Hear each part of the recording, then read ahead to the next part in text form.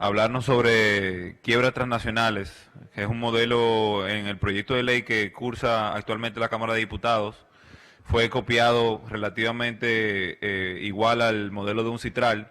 El profesor nos va a hablar particularmente del COMI, del Centro de Interés de la Insolvencia.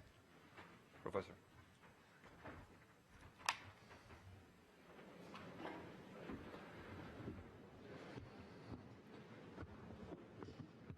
Given the fact that no questions have arisen from the previous session, Dado que no ha habido preguntas de la sesión anterior, pienso que ahora va a haber un poco de complejidad o cierta confusión, porque lo que hemos estado hablando ha sido de procedimientos domésticos de las bancarrotas. Son los escenarios ideales de cómo nosotros podemos lidiar o manejar una compañía. Puede ser que sea una sola compañía en una sola jurisdicción.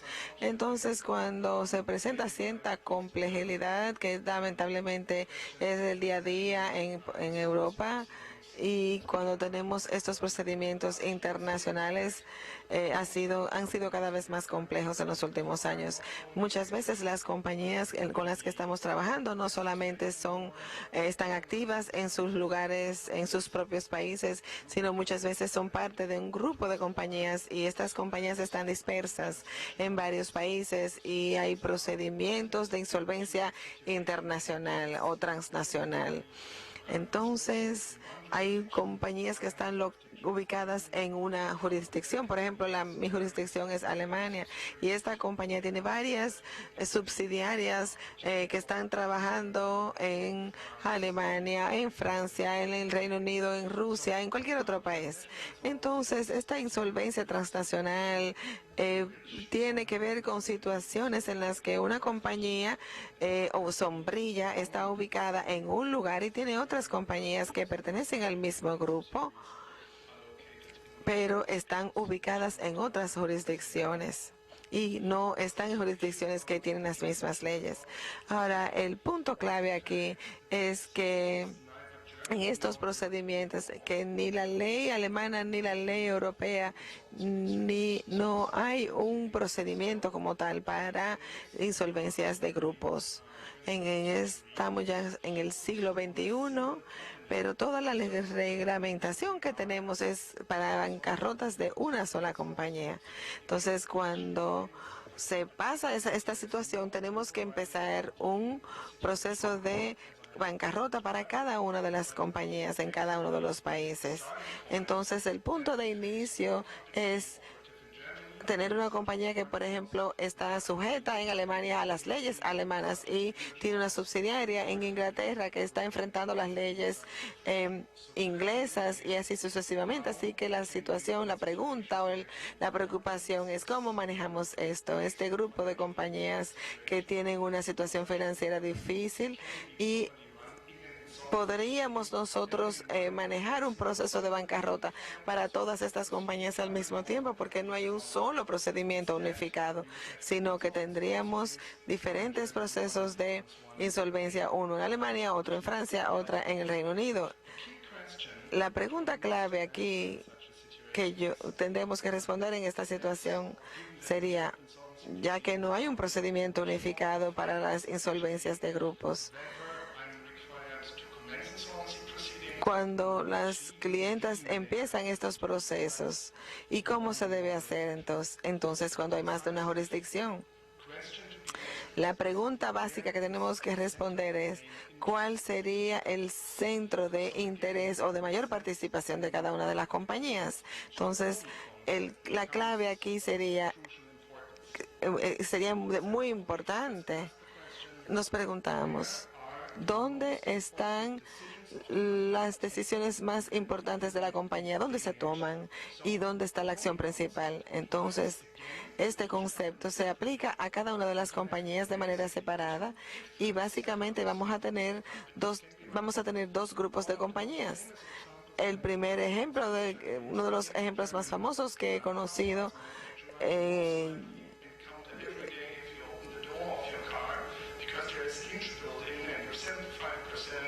es un caso muy conocido en Alemania, y sé que hay esta compañía tú la puedes ver presente en muchísimos lugares. Por ejemplo, desde que uno abre la puerta de un carro encuentra este tipo de producto. Este tipo de compañía se maneja desde Alemania de una forma muy centralizada. Entonces lo que pasó fue que los gerentes y los que constituían la junta directiva de estas compañías eran los mismos en todo el mundo. Entonces lo que se implementó fue un sistema centralizado de gerencia, personas que eran las mismas personas, eran los directores administrativos de todas las compañías. En Alemania, en Francia, siempre el mismo grupo de personas. Al mismo tiempo, el negocio de esta compañía se hacía también los negocios de manera centralizada. Entonces, para el ciclo de vida de cada uno de los productos de la compañía, todas las decisiones se tomaban en Alemania. Si se trataba de compras, adquisiciones, entonces para la producción de ellos, siempre era en Alemania que se tomaban las decisiones. Todo lo que se compraba, todo lo decidían en Alemania. Entonces, asimismo pasaba cuando decidían a quién le vamos a vender nuestro producto, a los fabricantes de carros.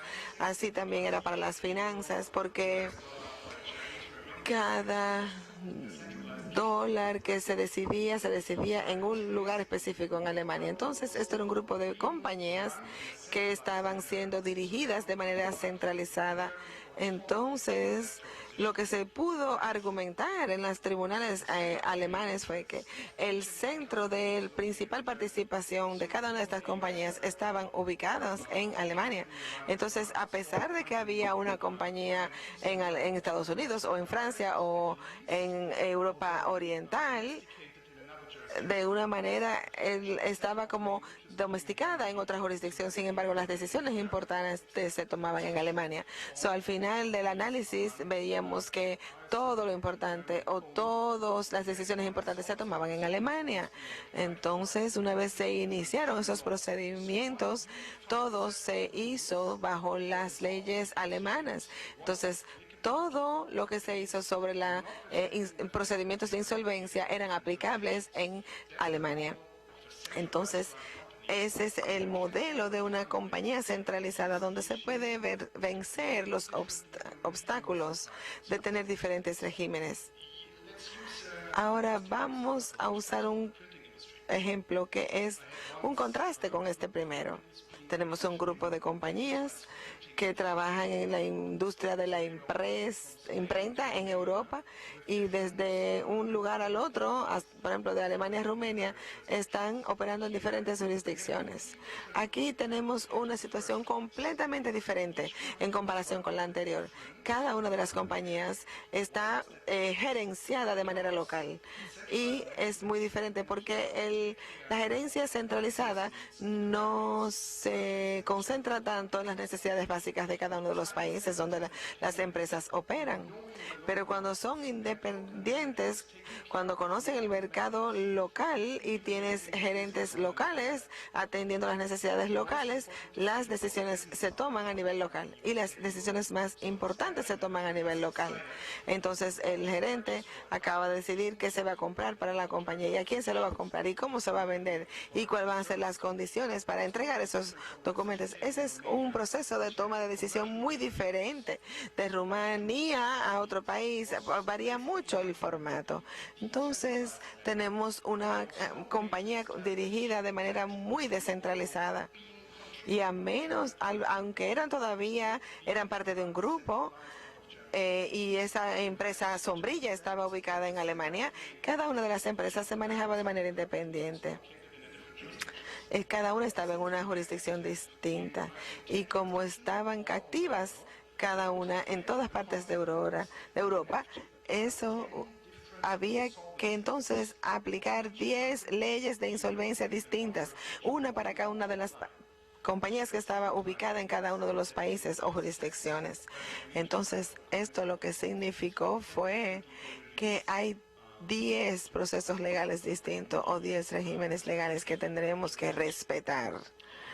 Entonces, vamos a darle seguimiento. En estos dos casos, ¿cuáles serían las consecuencias? Las consecuencias del primero al final del proceso, aunque las compañías estaban en diferentes jurisdicciones, los tribunales alemanes eran los únicos que estaban liderando todo el proceso para todas las compañías. El gobierno alemán lo aceptó, no se objetó, porque eran los primeros días en los que se estaba aplicando estas leyes en Europa. Y luego instituimos cada uno de los administradores de insolvencia en cada una de las compañías. Había un grupo de reglas solamente con un solo administrador de insolvencia, un grupo completo de empresas bajo un mismo proceso. ¿Fue convincente eso para las distintas jurisdicciones? Pues definitivamente que no. El problema principal fue en Eslovaquia, porque los tribunales allá nos decían, no creemos en ustedes, no les creo. Puede ser que un administrador de insolvencia nombrado en Alemania con las leyes alemanas funcione en Eslovaquia. ¿Cómo pudiera eso pasar? Habían procesos que eran aplicables en Eslovaquia también, pero los jueces de allá nunca habían escuchado de esos procesos. Así que convencer a estos tribunales, convencer a estas personas que nunca habían oído de esas normas y esas regulaciones fue terrible para que ellos pudieran seguir esas reglas unificadas en Europa. Lo segundo fue aún más difícil: convencer a los acreedores de que las reglas alemanas iban a aplicar en todos estos países. Entonces, en esa ocasión yo fui a Francia. Cometí el error de ir y lo que pasó fue que me arrestaron prácticamente los empleados, porque de acuerdo a las leyes francesas no aplicaba nada de lo que yo estaba tratando representando. Y tú eres el representante de un administrador de insolvencia alemán. Nosotros somos franceses, ¿por qué tendríamos que hacerte caso? Bueno, al final logró convencerlos, por eso estoy aquí. Me fue bien en esa ocasión. Pero como ustedes pueden ver, convencer a las personas de seguir el mismo grupo de reglas es lo más decisivo que uno tiene que hacer para tratar de salir con ese éxito de esta situación. Entonces, no es que simplemente todo el mundo va a obedecer las reglas, es lograr convencer a las personas, a los acreedores, a las autoridades, que este es el tipo de regla o el grupo de reglas con las que ellos tienen que cumplir. Entonces, al final de todo el proceso, tenemos que ser capaces de convencerlos a todos y garantizar que el negocio puede ser sostenible y que puede seguir adelante. Y finalmente pudimos vender todo el sistema a la competencia española y terminó siendo rescatada la compañía aún después de haber completado el proceso de insolvencia. Ahora, con respecto a la compañía de impresiones, fue totalmente diferente. La consecuencia fue que abrimos un procedimiento en Rumanía, otro en España, otro en Alemania, y cada uno de ellos iba a tener un administrador diferente, 3, 4, 5 administradores de insolvencia en diferentes jurisdicciones con diferentes reglas de juego, y teníamos que coordinar todo eso. Y eso fue un escenario tan aterrador que los acreedores, yo estaba guiando a la compañía en ese momento, los acreedores se convencieron de que lo mejor era llegar a un acuerdo y reestructurarla. Solamente el hecho de que todo el valor de la compañía iba a volar en un segundo, iba a desaparecer. Entonces nos sentamos y este argumento fue suficientemente convincente para poner presión a todos los que estaban sentados alrededor de la mesa, y le dijimos, bueno, si ustedes no se quieren comprometer, no hay problema, nosotros estamos listos. Ahora, si ustedes no hacen nada, al final ustedes no van a recibir ningún valor, le va a quedar en cero el valor de la compañía. Entonces, porque lo más que van a hacer es vender el papel, vender las máquinas de impresión, y eso es todo lo que van a lograr. Así que van a conseguir tal vez un 5%. Entonces, a nadie le gustó esa idea. Entonces, tratamos y logramos convencer a los acreedores de llegar a un acuerdo. Y la última pregunta que quería discutir con ustedes era, ¿podíamos haber movido ese centro de participación principal. Podíamos haber descentralizado eso para nosotros crear otra situación, de modo que pudiéramos haber reubicado las decisiones de la gerencia y todo el proceso en una sola jurisdicción. Podíamos haberlo puesto todo en un solo sitio. La respuesta tal vez en principio es que sí, pero íbamos a perder muchísimo tiempo. Si se quiere hacer eso, hay que planificarlo, hay que tener los costos de implementación y necesitamos el tiempo de hacerlo. Y nada de eso estaba disponible en el caso de la empresa de impresión. Entonces, una forma de resolver eso es centralizar los procedimientos. Ahora, no siempre es posible. Entonces, al final de este proceso, pudimos reestructurar esta compañía y pudimos recuperar la empresa, incluso la participación de los accionistas. En ese caso tuvimos mucha suerte y los acreedores accedieron a los acuerdos. Ahora, mirando más adelante, no le quiero decir que no hay una sola ley unificada que se puede aplicar a todos los países. De una región a otra hay cambios. Las regulaciones europeas traen cierta homogeneidad, pero hay procedimientos diferentes. No crea un equivalente en cada país, en cada jurisdicción. Así que el mayor obstáculo para las compañías que operan a nivel internacional, por lo menos en Europa, es que el próximo paso sería convencer a los legisladores nacionales que cedan en la preferencia de sus legislaciones, de modo que cuando ustedes tengan una ley de insolvencia, y es algo que se está debatiendo ampliamente en Europa, es que es más que solamente unificar los procedimientos y unificarlos, pero qué tal de unificar la esencia de la ley, simplemente para asegurarnos que todas las dificultades que pudiéramos enfrentar en la realidad se puedan abordar en una manera adecuada, que todavía no disponemos de ella. Entonces, tenemos un gran reto en Europa. No sé si he visto algo. You can take them yourself.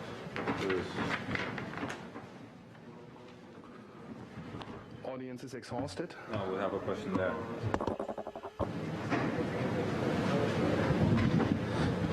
Hello, good afternoon. Buenas tardes. Voy a hablar en inglés para que no tenga que ponerse los audífonos. I love your interesting idea of a Me gusta su idea de legislación unificada. Lo pueden hacer en Europa por la Unión Europea, pero el resto del mundo es mucho más complicado. Ha habido un caso en que se ha discutido ampliamente y es el de la singular jurisdicción en diferentes cortes. Y el caso que he hablado es la Northern Telecom en Canadá, que era una compañía multinacional, aunque su operación e interés estaba en Canadá, pero sus activos y negocios estaban en los Estados Unidos y tenía muchos intereses en Inglaterra, Francia y Alemania. Y con ese ejemplo vimos cómo los acreedores entre Canadá y Estados Unidos eran corporaciones que se establecieron en las cortes, que fueron conferencias y procedimientos que fueron compartidos y que se compartieron electrónicamente, y tuvo un éxito bastante grande en recuperar sus créditos comparado con lo que pasó en Francia o Alemania o Gran Bretaña, debido a sus preferencias legislativas en cuanto a los problemas de trabajadores. Y la tasa de recuperación en Francia fue 20%. Hemos visto que la legislación UNCITRAL no ayuda ahí en promover corporaciones y en las posibilidades de cada legislación particular de cada país. para recuperar lo máximo. Es otro de los problemas. Si ve la arena europea, el primer punto de la Unión Europea no tiene mandato para unificar esa clase de legislación. Hasta la Unión Europea se percibe como que siguen las mismas reglas en Europa, no tiene autoridad para fijar leyes de insolvencia por los acuerdos que no permiten a la Unión Europea de entrar en ese campo de la legislación. Y lo primero que sucede es que los estados nacionales tendrían que dejarse llevar de diferentes preferencias, leyes, etcétera, para hacerlo difícil de que esto progrese. Eso toma de 5 a 10 años para que se convenza a la gente que esté de acuerdo en ese. Ese es el primer punto. El segundo punto, y eso se está tratando en la Comisión Europea ahora, las revisiones en este sentido no están tratando de manejar la sustancia de la ley, sino de aumentar el grado de la corporación.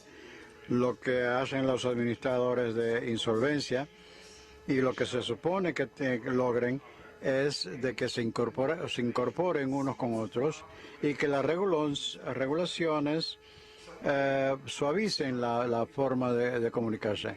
No tendremos acuerdos en el mejor interés de los acreedores fuera de la Corte, sino un estímulo para que los administradores coordinen en las Cortes para hacer acuerdos y sacarle lo mejor a un grupo de insolvencia que no son regidos por los mismos regímenes. Un paso en el medio pone mucho más énfasis en la necesidad de cooperar si la gente no coopera voluntariamente en el mejor interés de los acreedores y deja lugar a las leyes nacionales. Ese es el punto en Europa y mucho más difícil cuando está fuera de Europa, que debe de unificar reglas que son diferentes en todas partes del mundo. Hasta en Europa, aunque tenemos ciertos acuerdos a un nivel, pero no en el fondo. ¿Eso es?